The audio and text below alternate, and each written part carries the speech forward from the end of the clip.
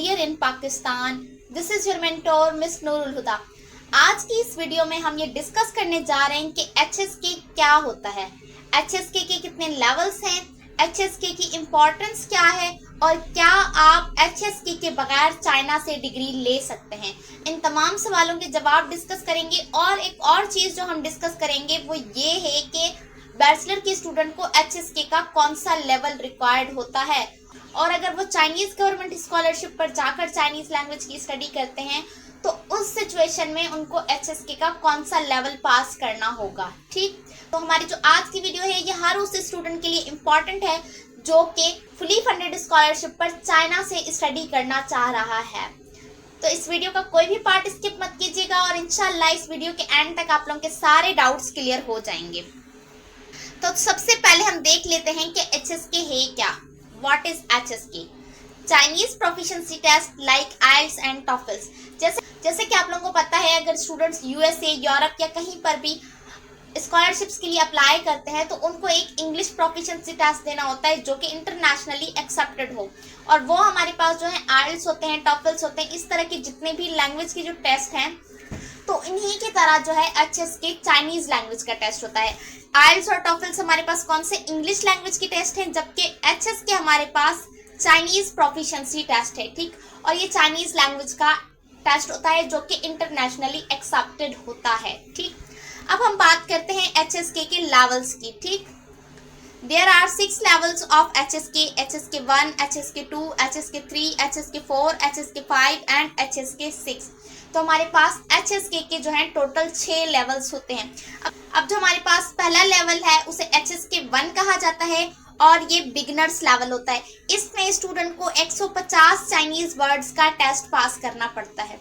अब वो वर्ड्स कौन से होते हैं वो आप लोगों को एक सिलेबस दिया जाता है, तो सिलेबस में से आपको 150 वर्ड्स की स्टडी करके उनका टेस्ट देना होता है। ठीक, उसके बाद हमारे पास जो सेकंड लेवल है चाइनीज प्रोफिशिएंसी का वो है HSK 2।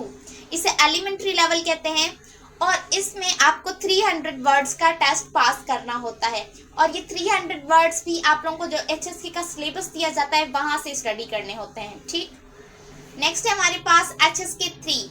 HSK 3 जो है इसे लोअर इंटरमीडिएट लेवल कहा जाता है, और HSK 3 के लेवल पर आपको 600 चाइनीज वर्ड्स का टेस्ट पास करना पड़ता है। ठीक, देन हमारे पास आ जाता है HSK 4 जो कि इंटरमीडिएट लेवल का होता है, और इसमें आप लोगों को 1200 चाइनीज वर्ड्स का टेस्ट देना होता है। ठीक, देन हमारे पास है HSK 5। HSK 5 अपर इंटरमीडिएट लेवल होता है और इसमें आपको 2500 चाइनीज वर्ड्स का टेस्ट देना होता है। और जो लास्ट हमारे पास है HSK 6, ये एडवांस्ड लेवल है और इसमें आपको 5000 चाइनीज वर्ड्स का टेस्ट देना होता है। ठीक, तो आई होप कि आप लोगों को HSK क्या है ये पता चल गया होगा और ये भी समझ आ गया होगा कि HSK के कितने लेवल्स हैं। अब यहाँ मैं आप लोगों को बता देती हूँ कि most of the Chinese universities जो हैं वो आपसे HSK का कौन सा लेवल रिक्वायर करती हैं। आप लोगों को चाइनीज में स्टडी करने के लिए मिनिमम HSK 4 देना पड़ता है। ठीक है, और कुछ यूनिवर्सिटीज जो है वो HSK 5 भी रिक्वायर करती हैं। तो ये डिपेंड करता है यूनिवर्सिटीज पर कि वो कौन सा लेवल रिक्वायर कर रही है, but most of the students से HSK 4 और HSK 5 की डिमांड की जाती है। ठीक, अब हम आ जाते हैं इम्पोर्टेंस ऑफ HSK। ठीक, अब सबसे पहले बैचलर्स के लिए हम HSK की इम्पोर्टेंस देख रहे हैं। Compulsory for bachelors either on scholarship और ऑन फी पेइंग स्टूडेंट। अच्छा, यहाँ पर मैं आप लोगों को कुछ डिफरेंस भी बताती हूँ। जैसे कि मैंने आप लोगों को अपनी प्रीवियस वीडियोस में बताया था कि जो यहाँ से बैचलर के लिए स्टूडेंट्स चाइना जाते हैं चाइनीज गवर्नमेंट स्कॉलरशिप पर, तो उनकी स्टडी कंप्लीट चाइनीज लैंग्वेज में होती है। तो इसके लिए उन स्टूडेंट को पहले 1 साल का चाइनीज लैंग्वेज का कोर्स करवाया जाता है। ठीक, तो बैचलर के जो भी स्टूडेंट स्कॉलरशिप पर चाइना जाएंगे उनकी स्टडी हमेशा चाइनीज लैंग्वेज में होगी, तो ऑब्वियसली उनको HSK देना होगा। अब ये यूनिवर्सिटी पर डिपेंड करता है कि HSK 4 होगा या HSK 5। ठीक, अच्छा, इसके साथ जब मैंने चाइना से ऑफर होने वाली तमाम स्कॉलरशिप्स की वीडियो बनाई थी उसमें मैंने आप लोगों को बताया था कुछ ऐसी यूनिवर्सिटी स्कॉलरशिप्स भी होती हैं या प्रोवेंशनल स्कॉलरशिप्स भी होती हैं जो कि बैचलर्स के लिए होती हैं और फुली फंडेड भी होती हैं, तो उनमें आपको HSK का सर्टिफिकेट खुद से देना होता है, लैंग्वेज कोर्स इंक्लूडेड नहीं होता। मेरे ख्याल से अभी लास्ट ईयर नहीं, इससे पिछले साल जो है शंघाई गवर्नमेंट स्कॉलरशिप ऑफर हुई थी, तो वो बैचलर्स के लिए भी थी और उसमें किसी HEC का रोल नहीं था। आप लोगों ने बगैर टेस्ट के अप्लाई करना था डायरेक्ट यूनिवर्सिटी, ठीक। लेकिन उसमें वो आप लोगों से HSK 4 की डिमांड कर रहे थे, यानी वो स्टूडेंट जिनके पास HSK 4 था वो उस वक्त स्कॉलरशिप के लिए अप्लाई कर सकते थे, बाकी नहीं, ठीक। लेकिन अगर आप HEC के थ्रू चाइनीज गवर्नमेंट स्कॉलरशिप के लिए अप्लाई कर रहे हैं तो आपके पास HSK नहीं है तभी भी चलेगा, बट स्टिल आपको HSK तो करना पड़ेगा चाइना जाकर, ठीक। अब जो फी पेइंग स्टूडेंट्स होते हैं हमारे पास, जो खुद से जाते हैं चाइना पढ़ने, तो उनको भी HSK पास करना पड़ता है। कुछ यूनिवर्सिटीज ऐसी होती हैं जो कि उनको फर्स्ट ईयर चाइनीज लैंग्वेज पढ़ाती हैं, उसके बाद जो है वो उनको स्टडी करवाती हैं। अब वो स्टूडेंट जो चाइना में MBBS के लिए जाते हैं खुद से और उनकी स्टडी इंग्लिश मीडियम में होती है, चाइनीज लैंग्वेज में नहीं होती, तब भी उनको HSK का टेस्ट देना पड़ता है, ठीक। कुछ यूनिवर्सिटीज कहती हैं कि आप जो है वो अपनी डिग्री कंप्लीट होने तक HSK का सर्टिफिकेट सबमिट करवाएंगे। ये कंडीशन होती है कि स्टडी चाहे चाइनीज में हो चाहे इंग्लिश में हो, आपको HSK तो करना ही पड़ेगा, ठीक।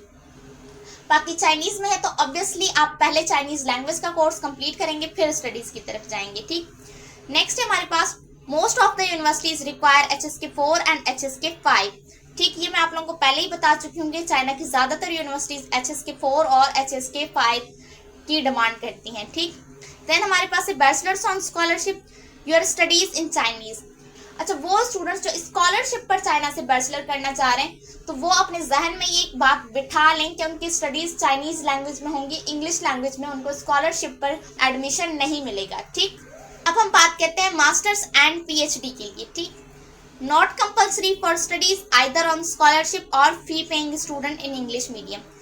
अच्छा, हमारे पास जो मास्टर्स और PhD के स्टूडेंट्स हैं उनके लिए HSK कंपल्सरी नहीं है अगर उनका मीडियम ऑफ स्टडी जो है वो इंग्लिश है, ठीक। फिर चाहे वो स्कॉलरशिप पर स्टडी कर रहे हो या फिर सेल्फ पेइंग स्टूडेंट के तौर पर स्टडी कर रहे हो, ठीक। Compulsory for study in Chinese medium, और वो स्टूडेंट्स जो कि चाइनीज मीडियम में मास्टर्स या PhD कर रहे हैं तो उनके लिए HSK की रिक्वायरमेंट होती है। अब यहाँ एक मेजर और इम्पॉर्टेंट क्वेश्चन जो कि मास्टर्स और PhD के हवाले से भी इम्पोर्टेंट है वो मैं आप लोगों को नेक्स्ट स्लाइड में बताती हूँ। तो हमारे पास एक can you get degree from China without HSK, तो क्या आप बगैर HSK के चाइना से डिग्री ले सकते हैं? तो उसका सिंपल और वाहिद एक ही जवाब है, नो। आप बगैर HSK के चाइना से डिग्री कभी नहीं ले सकते। बेशक आपकी स्टडीज इंग्लिश मीडियम में हो, चाइनीज मीडियम में हो, मास्टर्स कर रहे हो आप, वहां से PhD कर रहे हो आप, वहां से चाहे बैचलर्स कर रहे हो, सेल्फ पेइंग स्टूडेंट के तौर पर हो, स्कॉलरशिप के तौर पर हो, कुछ भी हो, आप लोग HSK के बगैर चाइना से अपनी डिग्री नहीं ले सकते, ठीक। अब मैं आप लोगों को बताती हूँ, either your studies in Chinese medium और इन इंग्लिश मीडियम, चाहे आपकी स्टडीज चाइनीज मीडियम में है तब भी आपको HSK क्वालिफाई करना होगा, और अगर आपकी स्टडीज इंग्लिश मीडियम में है उस सिचुएशन में भी आपको HSK 4 या HSK 5 देना होगा, उसके बाद ही आपको डिग्री मिलेगी। अब इसकी कंडीशन भी मैं आप लोगों को बताती हूँ, either you are student of bachelors, masters और PhD, चाहे आप बैचलर, मास्टर, PhD किसी भी लेवल के स्टूडेंट हों, और दूसरा है either you are studying on scholarship और फी पेइंग स्टूडेंट, चाहे आप फी पेइंग स्टूडेंट के तौर पर हो या स्कॉलरशिप के तौर पर, तो आपको HSK तो कंपल्सरी देना होगा। अब कब और कैसे, तो यहाँ पर नोट है, you must have to complete HSK 4 और HSK 5 as per requirement of university before completing your study और before starting your major fields. अब वो स्टूडेंट जिनका मेजर यानी जिनकी field of study English medium में है, फिर चाहे मास्टर्स के हों या PhD के हों, उनको अपनी डिग्री कंप्लीट करने तक HSK 4 या HSK 5 जो भी यूनिवर्सिटी की रिक्वायरमेंट होती है वो देना पड़ता है। अगर वो HSK पास नहीं करते, बेशक उनकी स्टडीज कंप्लीट हो जाए, उनको डिग्री तब तक नहीं मिलती जब तक वो HSK का सर्टिफिकेट सबमिट नहीं करवाते, यानी HSK कंडीशन है। अब बात करते हैं बैचलर्स के लिए, तो बैचलर के स्टूडेंट जिनका मेजर होता ही चाइनीज में है तो ऑब्वियसली पहले 1 साल वो चाइनीज लैंग्वेज की स्टडी करेंगे, उसके बाद वो मेजर में जाएंगे, ठीक।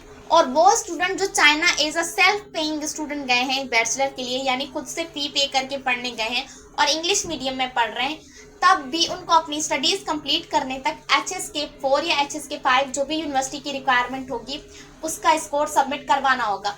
और जब तक वो HSK4 या HSK5 का रिजल्ट सबमिट नहीं करवाएंगे तब तक उनको डिग्री नहीं मिलेगी, बेशक उनकी डिग्री कंप्लीट हो गई हो। तो फिर चाहे आप स्कॉलरशिप पर गए हो, फी पेइंग स्टूडेंट के तौर पर गए हो, मास्टर्स के लिए गए हो, PhD किसी भी लेवल के लिए, ये आपके जहन में होना चाहिए, आपको चाइना से डिग्री सिर्फ उसी सूरत में मिलेगी जब आप अपनी यूनिवर्सिटी की रिक्वायरमेंट के मुताबिक HSK का स्कोर सबमिट करवाएंगे। अब हमारे पास वो स्टूडेंट जो MBBS के लिए जाते हैं सेल्फ पेइंग स्टूडेंट के तौर पर, तो वो क्या करते हैं, अपनी स्टडी के दौरान HSK की प्रिपरेशन करते रहते हैं। तो उनका जो 5 साल का MBBS होता है तो वो इस 5 साल के ड्यूरेशन में HSK आराम से कर लेते हैं।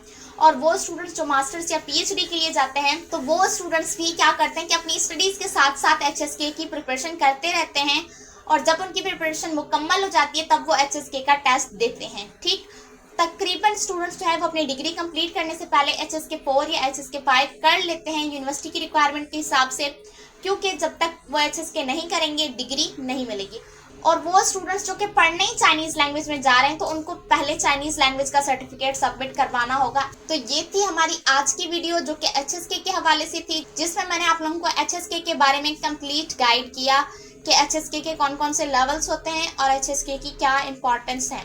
तो आई होप कि आप लोगों को ये वीडियो पसंद आई होगी। अगर आप लोगों को ये वीडियो पसंद आई है तो इस वीडियो को लाइक कर दीजिएगा, और अगर आप हमारे चैनल पर नए हैं तो हमारे चैनल को सब्सक्राइब कर दीजिएगा। मिलते हैं आपसे नेक्स्ट वीडियो में, तब तक के लिए अल्लाह हाफ़िज़।